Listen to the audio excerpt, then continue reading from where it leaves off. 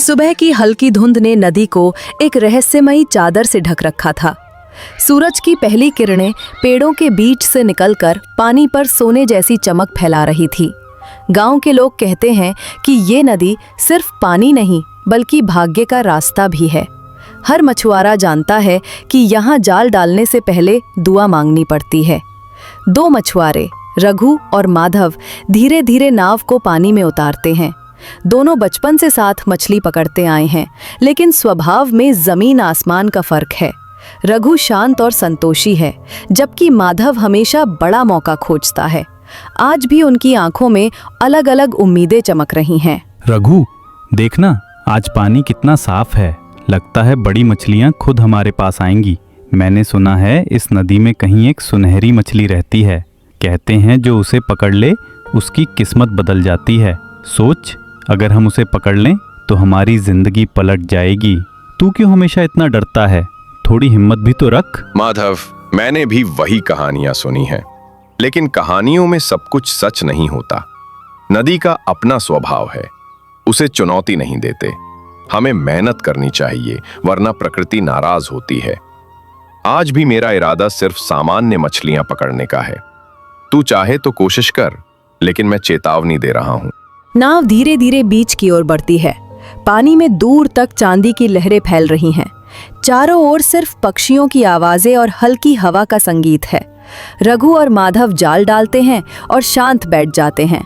कुछ देर बाद जाल हिलने लगता है। दोनों मिलकर उसे खींचते हैं। जाल में दो बड़ी बड़ी मछलियां फंसी हैं, जिनसे उनका आज का खर्च निकल आएगा। रघु मुस्कुरा देता है, लेकिन माधव की आंखें नदी के बीचों बीच टिक जाती हैं। देख रघु, वहाँ पानी में कुछ चमक रहा है। मुझे पक्का लगता है ये वही सुनहरी मछली है। तू देखता क्यों नहीं? ये मौका दोबारा नहीं मिलेगा। अगर हम वहाँ पहुँच जाएं तो हमारी सारी मुश्किलें खत्म हो सकती हैं। तू नाव को उस तरफ ले चल, डर मत। माधव, ये सिर्फ पानी पर सूरज की चमक भी हो सकती है। नदी के बीच जाना खतरनाक है, तू जानता है ना। हमारे पास पहले ही दो बड़ी मछलियां हैं, यही काफी है। किस्मत को जबरदस्ती पकड़ना सही नहीं। मैं तुझे रोक रहा हूं क्योंकि मैं तेरे भले की सोच रहा हूं। लेकिन माधव की जिद के सामने रघु की दलीलें हार जाती हैं। माधव नाव को अपनी तरफ से खींचकर बीच की ओर मोड़ देता है। पानी अब गहरा और रहस्यमय हो गया है। नाव के नीचे हल्की सी लहरें उठने लगी हैं। अचानक एक सुनहरी आभा पानी के नीचे चमकती है। फिर एक विशाल सुनहरी मछली सतह पर आती है। उसका शरीर सूरज की रोशनी में चमक रहा है, जैसे पिघला सोना। रघु के होठों से अनायास हे भगवान निकल जाता है। देख रघु, मैंने कहा था ना, यही है वो सुनहरी मछली। हम इसे पकड़कर अमीर हो जाएंगे। ये हमारे जीवन का सबसे बड़ा अवसर है। तू जल्दी जाल डाल, वरना ये निकल जाएगी। इतना बड़ा मौका हमसे पहले किसी को नहीं मिला। अब डरने का नहीं, करने का वक्त है। माधव, ये साधारण मछली नहीं, ये कुछ और ही है। मुझे लग रहा है जैसे नदी की आत्मा हमारे सामने खड़ी है। इसे पकड़ना अच्छा नहीं होगा, हम बर्बाद हो जाएंगे। मैं तो हाथ जोड़कर माफी मांगने वाला हूँ। तू भी मेरे साथ रुक जा, वरना पछताएगा। माधव जाल फेंक देता है। जैसे ही जाल पानी में गिरता है, सतह पर भंवर बन जाता है। नाव तेजी से घूमने लगती है। रघु नाव के किनारे को पकड़कर संतुलन बनाने की कोशिश करता है। सुनहरी मछली पानी से बाहर उछलती है। उसकी आंखों में इंसानों जैसा गुस्सा और चेतावनी है। वो सीधे माधव की ओर देखती है। पानी की लहरें तेज होकर नाव को डगमगाने लगती हैं। मनुष्य, लालच में अंधा होकर तुम मेरे घर तक चले आए। मैंने कई बार संकेत भेजे, लेकिन तुमने नहीं समझा। तुम्हारे पास अभी एक मौका है। जाल छोड़ो और लौट जाओ, वरना तुम्हारा भाग्य यही समाप्त हो जाएगा।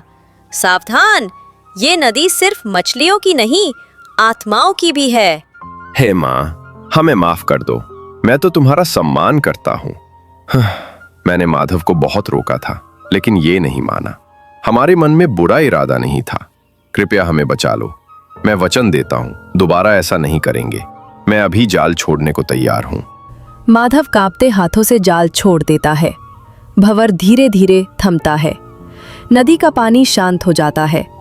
सुनहरी मछली नाव के पास आकर ठहर जाती है। मैं देख रही हूँ तुम में अब भी इंसानियत बाकी है। मैं तुम्हें एक मौका देती हूँ।